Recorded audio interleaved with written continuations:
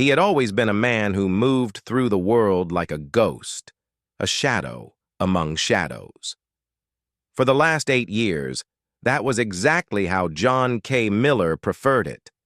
The world knew him, or rather, it knew the legend of Reaper, the Navy SEAL whose name was whispered in the corridors of the Pentagon and the muddy trenches of Fallujah. But that man was dead, buried. The government said so, a necessary fiction to allow him to disappear into a quiet, anonymous life. Now he was just John, a 53-year-old with a slight limp in his left leg, a gift from a piece of shrapnel in the Hindu Kush. He lived in a modest 2-bedroom bungalow on the outskirts of San Diego, a neighborhood of retirees and young families. His days were spent tending to his small vegetable garden, reading worn paperback novels, and occasionally driving his 10-year-old pickup truck to the local diner for a cup of black coffee and a slice of pecan pie. He kept to himself, offered a polite nod to his neighbors, and never, ever spoke of the past. The loudest noise in his life was the hum of his refrigerator. That peace was shattered on a Tuesday afternoon.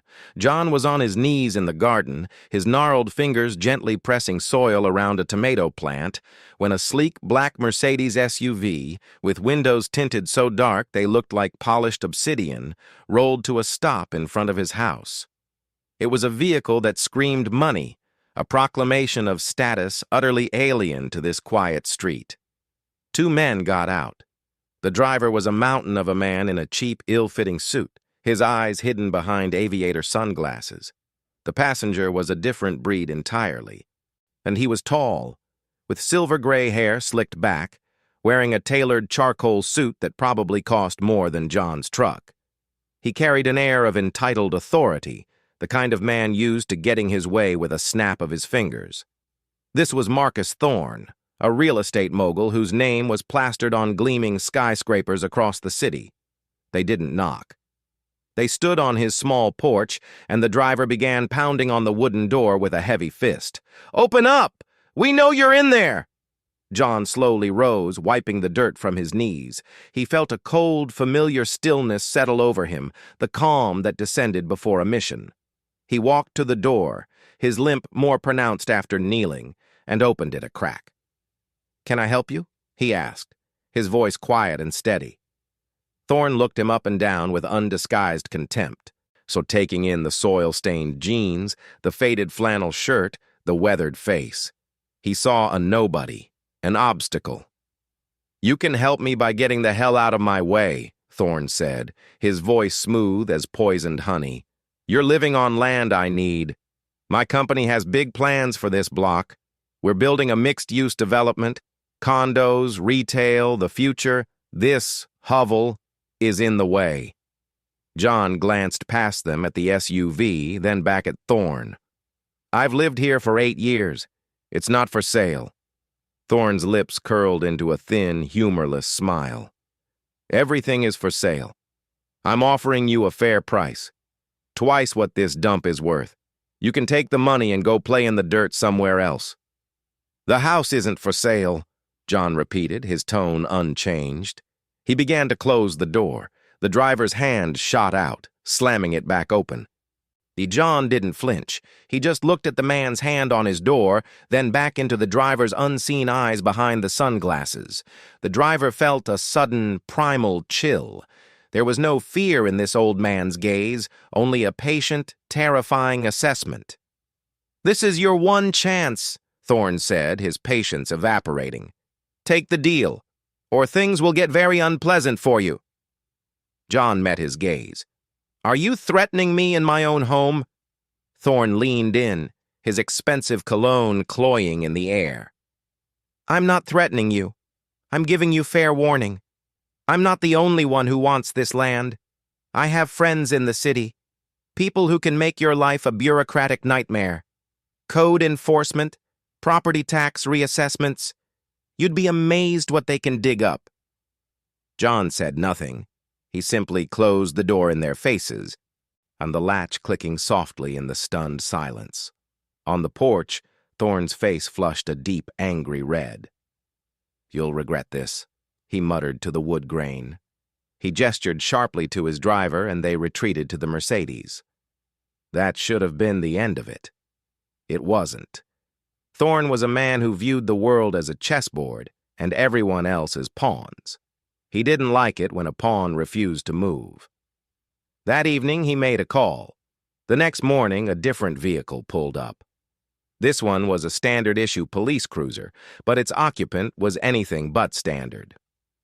Detective Frank Russo was a 20-year veteran of the San Diego Police Department, but his career had taken a dark turn years ago. He was Thorne's man on the inside, a corrupt cop on the Mogul's private payroll. For a hefty monthly retainer, Russo made problems disappear. I leaned on witnesses and twisted the law to serve his master's will. Russo knocked on the door, this time with the casual authority of a man who owned the street. John answered, unsurprised. He'd been expecting the next move. "John Miller?" Russo asked, his smile not reaching his eyes. He was a thick-necked man with a comb-over and a permanent sneer. "That's me." "I'm Detective Russo, SDPD. We've received an anonymous tip regarding this property. A concern about structural instability. I'm going to need to come in and take a look around." "On what grounds?" John asked. "Public safety grounds," Russo said, the lie rolling off his tongue with practiced ease. "I can come back with a warrant if you prefer. That'll take a few hours. Or we can do this the easy way right now." John stepped aside. He had nothing to hide. No, Russo spent 20 minutes inside, opening closets, peering under sinks, making a show of tapping walls. He was looking for something, anything. He finally stopped in the small, dusty garage. On a shelf, pushed to the back, was a worn, olive-drab duffel bag. Russo pulled it down and unzipped it. Inside was a faded uniform shirt with the name Miller on it, and pinned to it a small, ornate silver trident, a Navy SEAL badge, a bronze star, a purple heart. Russo's sneer widened. He pulled out his phone and took several pictures. He said nothing to John. He simply zipped the bag back up, put it on the shelf, and walked out of the garage. "Well, everything seems in order for now, Mr. Miller," he said, his voice dripping with false courtesy. "Just a routine check. You have a good day." He drove 2 blocks away and parked, and immediately dialing Thorne. "Boss? You're not going to believe this. The old man? He's a war hero, a Navy SEAL, got medals and everything. Yeah, the real deal. This could be a problem." On the other end of the line, in his penthouse office overlooking the city, Marcus Thorne leaned back in his leather chair, a predatory glint in his eye. A war hero. That changed things. It made the man a potential martyr, a magnet for media attention if they moved too aggressively. It also, in a way Thorne found deeply satisfying, made the game more interesting. "Not a problem, Frank," Thorne said, swirling a glass of scotch. "An opportunity. A guy like that with a record of violence? He's a loaded weapon just waiting to go off. We just need to point him in the right direction. I have a new plan. It's time to turn up the heat. And let's give this hero a real reason to fight back." The campaign of harassment began subtly, then escalated with the precision of a military operation, orchestrated by Russo and funded by Thorne. It started with the small things.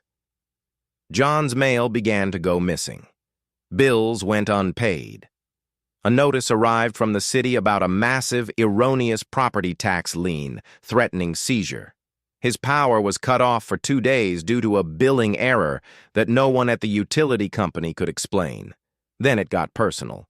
He'd find his garbage cans tipped over in the morning, the contents strewn across his lawn. Late at night, cars with blacked-out windows would slowly cruise past his house, their engines revving loudly before speeding off. One evening, he came home to find the words, "Get Out," spray-painted in crude red letters across his garage door. So through it all, John remained a fortress of calm.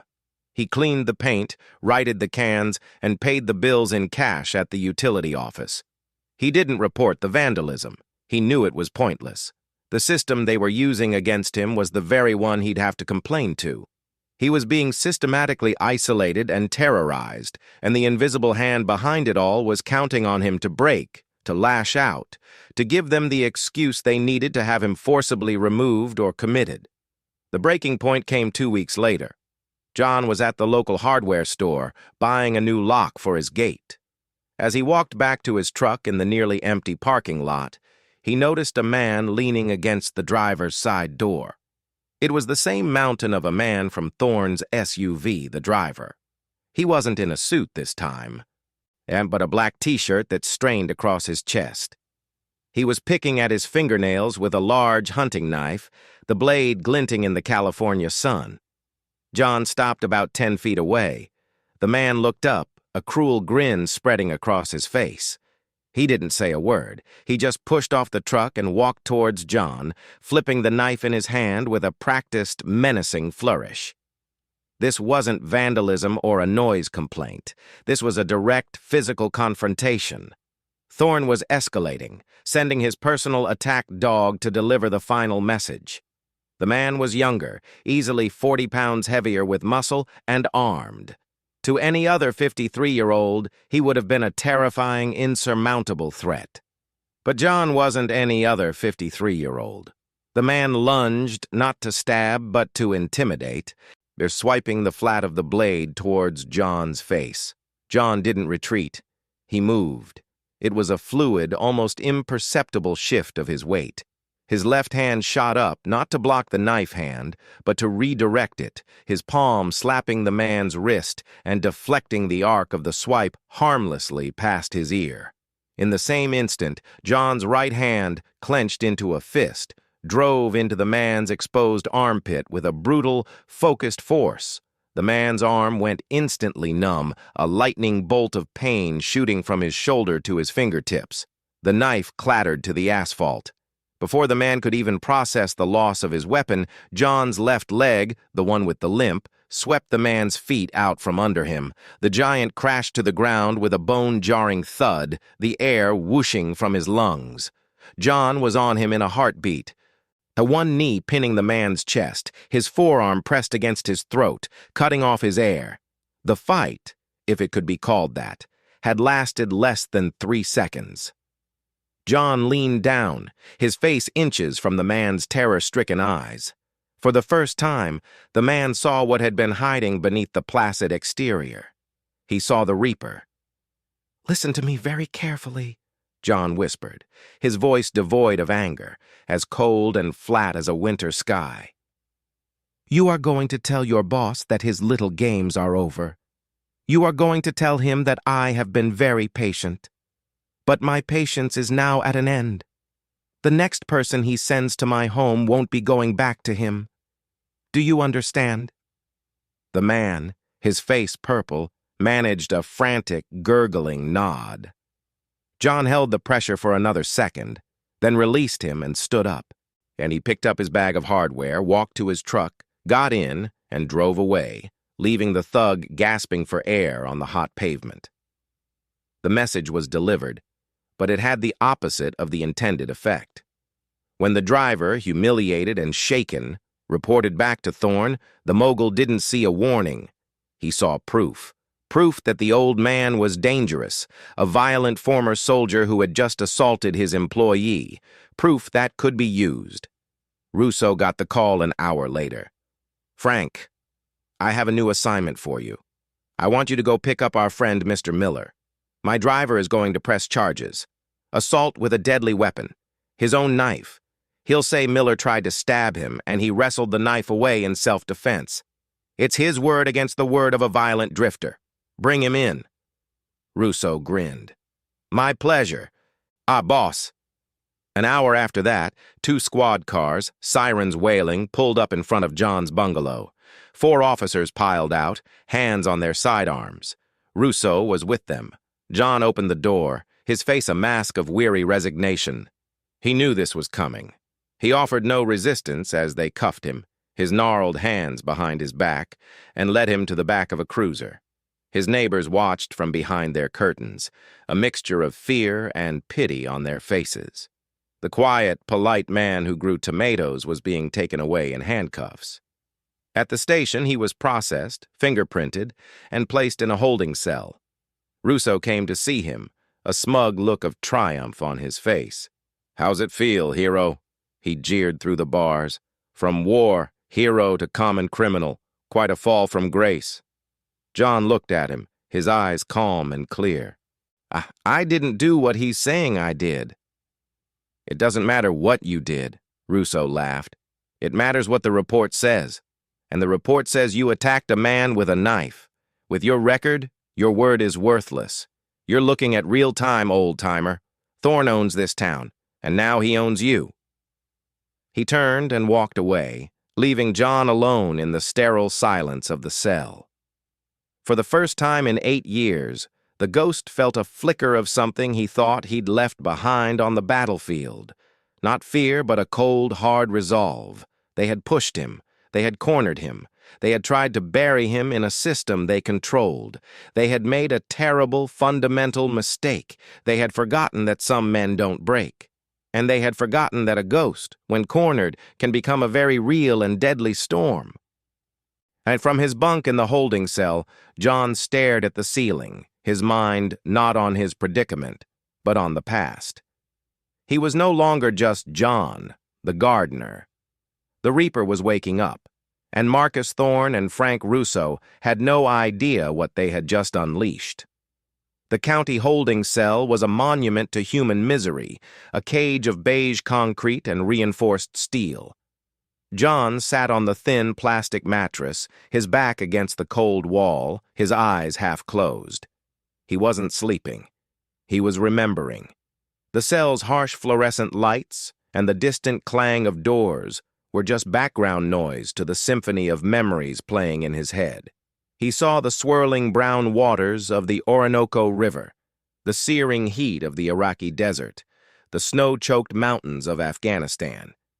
He saw faces of friends, enemies, and the fallen. But he felt the weight of the trident, not as a piece of metal, but as a covenant. He had taken a vow, not to a government or a president, but to the men to his left and right. The core tenet of that brotherhood was simple: leave no one behind. For 20 years he had lived by that code, and now he realized with a jolt he had broken it. He had left a part of himself behind. He had buried the Reaper to save John, but in doing so he had left his brothers, his skills, his training, his very identity, to rot in a grave of his own making. And without the Reaper, John was just a target. A loud buzzer sounded, snapping him back to the present. A guard appeared at his cell door. "Miller, attorney visit." He was led to a small, windowless room divided by a thick pane of glass. On the other side sat a young woman, no older than 30, with sharp, intelligent eyes and a no-nonsense bun of auburn hair. She wore a simple blue blazer and held a manila folder. She picked up the phone on her side, and John did the same on his. "Mr. Miller," she began, her voice crisp. "My name is Sarah Jenkins. I'm a public defender. I've been assigned to your case." John just looked at her. He saw the slight tremor in her hand as she held the folder, the way she avoided his direct gaze for more than a second. She was nervous. They'd probably told her he was a violent ex-military psycho. "I've read the police report," she continued, flipping it open. "It's not good. They have a witness, the alleged victim, who is very consistent with his story.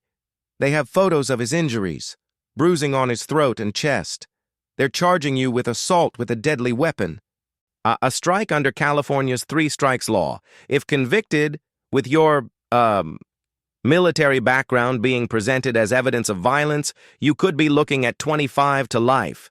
She finally looked up, expecting to see fear, desperation, maybe a plea for help. Instead, she saw the same calm, patient expression she'd seen on the faces of veteran fishermen waiting for a bite. "They have nothing," John said quietly into the phone. Sarah blinked. "Mr. Miller, with all due respect, they have a lot. The DA is eager to make an example out of you. This case is moving fast, too fast. They've already denied bail. citing you as a flight risk and a danger to the community. Your arraignment is scheduled for tomorrow morning." John leaned forward slightly. "Miss Jenkins, did they mention who the witness is? The man I allegedly attacked?" She glanced at her notes. "Yes, his name is Victor Corba. He has a record. 2 prior arrests for assault, both dropped. He works as a security consultant for a company called Thorn Holdings." A faint smile touched the corner of John's mouth. It wasn't a happy smile. It was the smile of a hunter who has just found the tracks he was looking for. "Thorn Holdings, owned by Marcus Thorn." Sarah's brow furrowed. "Yes. How did you know?" "Because Mr. Thorn wants my house. He's been trying to force me out for weeks. The vandalism, the fake tax liens, the threats. Victor Corba is his driver and his muscle. He confronted me in a parking lot. I disarmed him and let him go. That's what happened." Sarah stared at him, her legal mind racing. A billionaire real estate mogul, a corrupt system, us a framed war hero. It sounded like a movie script. "Mr. Miller, that's a very serious allegation. Do you have any proof? Any witnesses? Security camera footage? The hardware store might have a camera, but it won't matter. Corba will lie. Thorn will back him. The system is rigged." "We can fight this," she insisted, a flicker of fire in her eyes. "We can file a motion to—" "No," John interrupted, his voice gentle but absolute. "You can't. Not from in here, and not with what you have." He looked at her, and for a fleeting second, the mask slipped.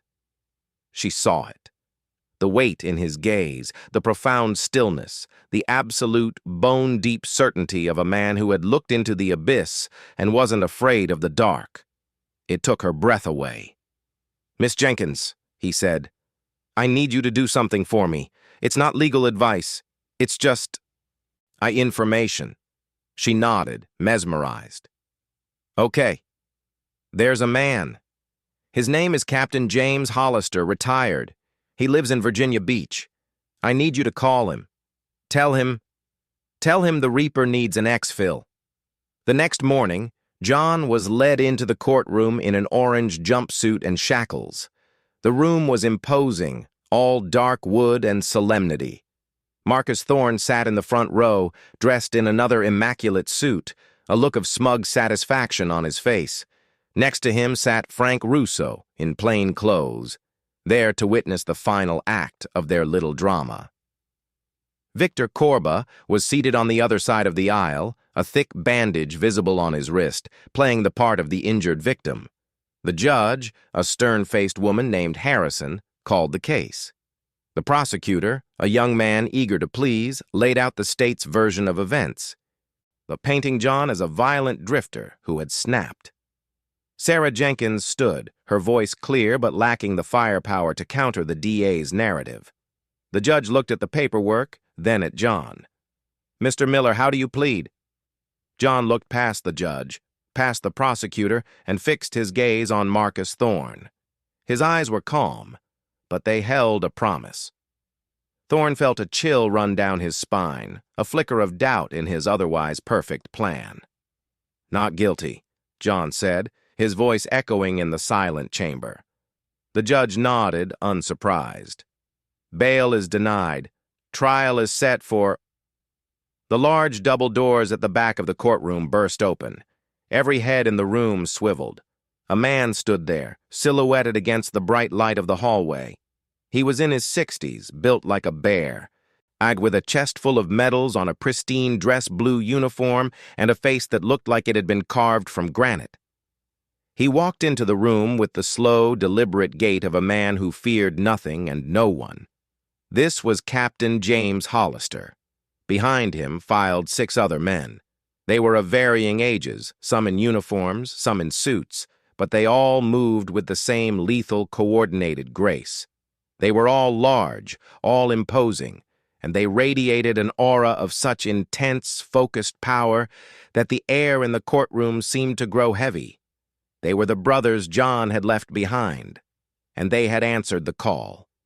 The bailiff moved to intercept them, but one look from Hollister froze him in his tracks.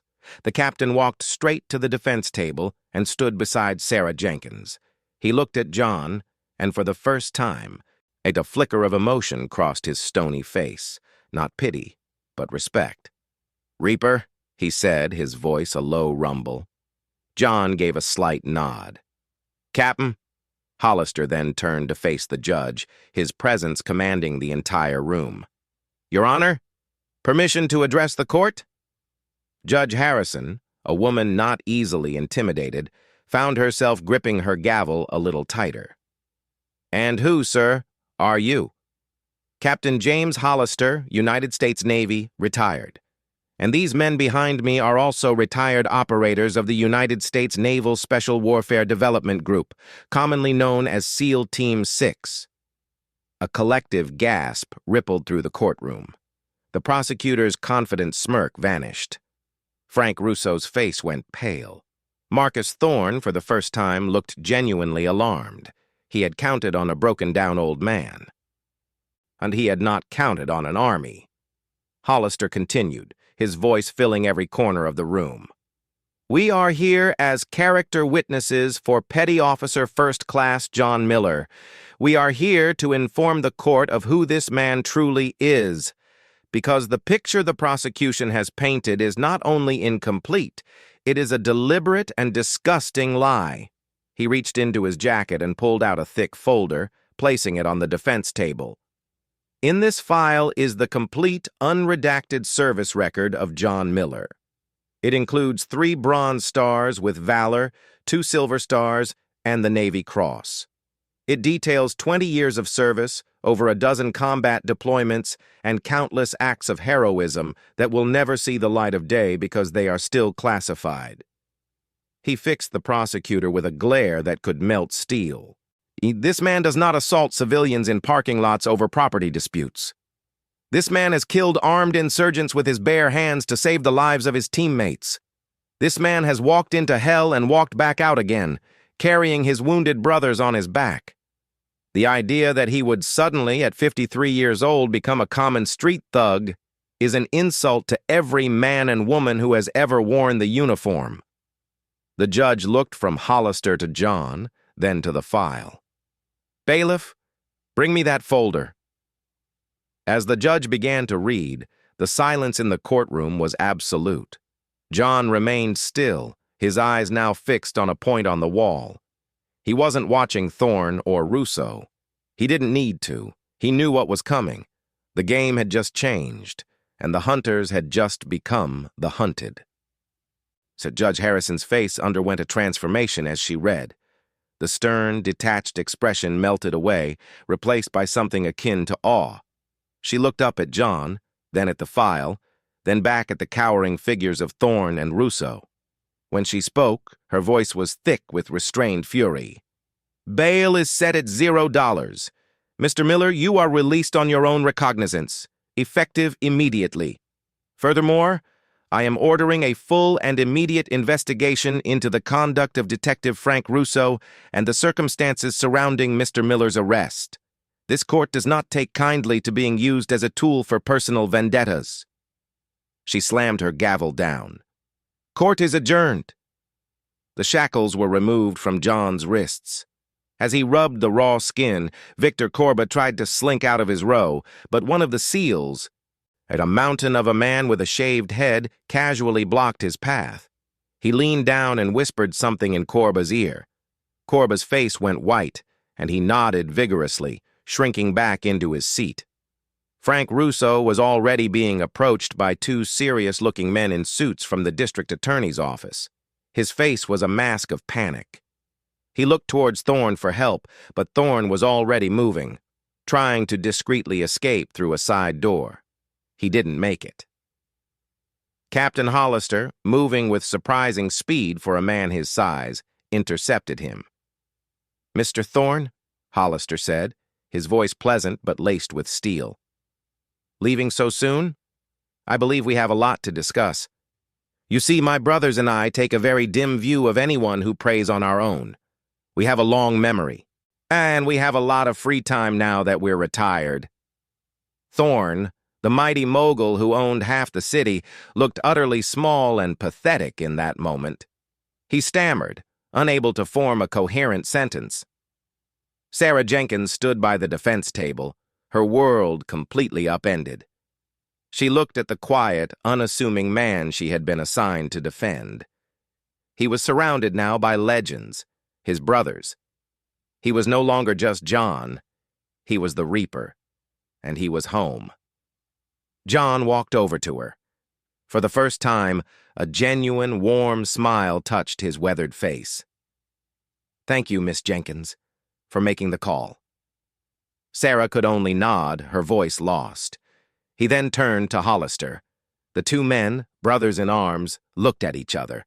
No words were necessary. Hollister clasped him on the shoulder, but a gesture that conveyed a lifetime of shared sacrifice and unwavering loyalty. "Let's go home, Reaper," Hollister said. As they walked out of the courtroom, a phalanx of living legends surrounding him, John K. Miller left behind the ghost he had created. The storm had broken, and in its wake, the truth had finally come to light. The rich mogul and the corrupt cop who had tried to destroy a stranger had instead awakened a legend and found themselves facing an adversary they could never hope to defeat, the unbreakable brotherhood of the United States Navy SEALs. The quiet man would eventually return to his tomatoes, but he would never again be alone. The ghosts of the past had become his protectors, and the street where he lived would forever be watched over by the silent, ever-vigilant guardians who had come home.